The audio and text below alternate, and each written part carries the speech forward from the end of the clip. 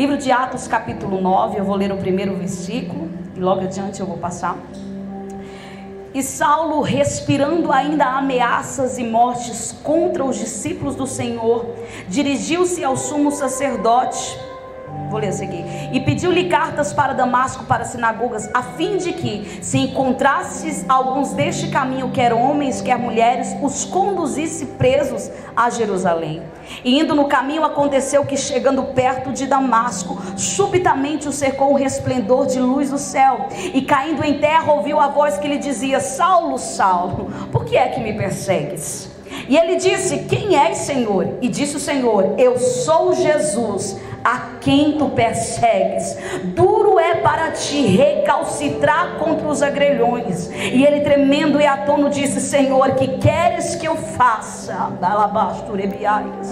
Lá no versículo 11, disse-lhe o Senhor: levanta-te, vai à rua chamada direita, e pergunta em casa de Judas por um homem de Tarso chamado Saulo, porque eis que ele está orando. E numa visão ele viu que entrava um homem chamado Ananias, e punha sobre ele a mão para que tornasse a ver. E respondeu Ananias: Senhor, há muitos ouvi acerca deste homem, quantos males tem feito aos teus santos em Jerusalém, e aqui tem poder dos principais sacerdotes para prender a todos que invocam o teu nome. E disse-lhe, porém, o Senhor: vai, porque este é para mim um vaso escolhido, para levar o meu nome diante dos gentios e dos reis dos filhos de Israel, e eu lhe mostrarei o quanto deve padecer pelo meu nome.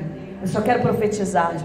Deus Santo, Deus de poder, eu repreendo todo impedimento, eu repreendo, Senhor, toda barreira. Senhor, Ecalamanai decanta, abre um mundo espiritual para quem não consegue ver, dá visão espiritual, Pai, para o incrédulo. Ecalabá decanta, transforma, salva e liberta, revela a tua glória, o teu poder. Freia, arebiai, decanta o inimigo, neutraliza, Pai, a artimanha dele, mas honra aquele que anda contigo e te serve. Podeis assentar, amém? Aleluia.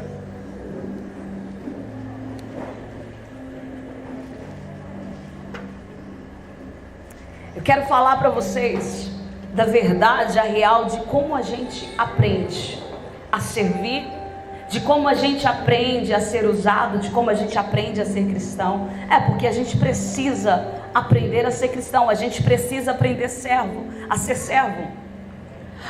O momento que você levanta a sua mão e aceita Jesus é o início de um processo na sua vida, é o início de uma transformação na sua vida. E eu começo contando aqui para vocês o contexto de um homem que foi transformado, de um homem que foi lapidado, de um homem que foi totalmente tocado pelo Senhor para mudar a sua estrutura. E Deus viu em Saulo o que talvez nós, aos nossos olhos humanos, jamais conseguiríamos ver.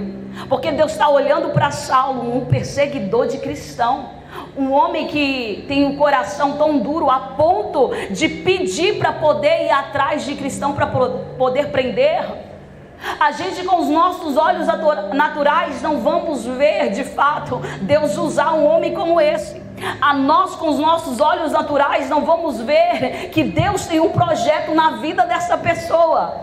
Só que Deus está olhando para Saulo e está dizendo que ele é um vaso escolhido. Só que Deus está olhando para Saulo e está dizendo: eu tenho um projeto tão lindo, eu tenho algo tão tremendo. E a gente olha, mas como? Mas de que jeito? Se ele, além de não te aceitar, ainda persegue. Se ele, além de não te querer, não fazer a tua vontade, ainda atrapalha. Gente, como é que Deus é maravilhoso para ver coisa onde que a gente não consegue ver, para ver coisa onde que não tem. Deus está olhando para Moisés e declara que ele é o libertador de Israel, mas alguém pode olhar e pode dizer assim: como? Se ele nem faz parte do nosso povo, se ele foi criado no palácio, como que ele pode ser o libertador de Israel se ele não cresceu sabendo dos nossos costumes? Ele daí nem deve te conhecer. Alguém está olhando para Neemias talvez e dizendo: esse daí quer reconstruir Jerusalém, esse daí quer fazer alguma coisa, como se ele é só um copeiro, se ele é só um garçom. Mas Deus está olhando para alguém que não sabe falar como Moisés, para alguém que não sabe falar como Jeremias, e está dizendo: eu tenho um projeto na vida desse, eu quero mudar a história. Eu prometo o carro para quem sequer ainda tem carteira. Eu digo que vai ter CNPJ, enquanto o CPF está só a misericórdia. O meu Deus é Deus que faz o impossível, e Ele escolhe o improvável para revelar a grandeza dEle. Você pode dar glória? Ele revela, decanta o poder dEle em meio à sequidão.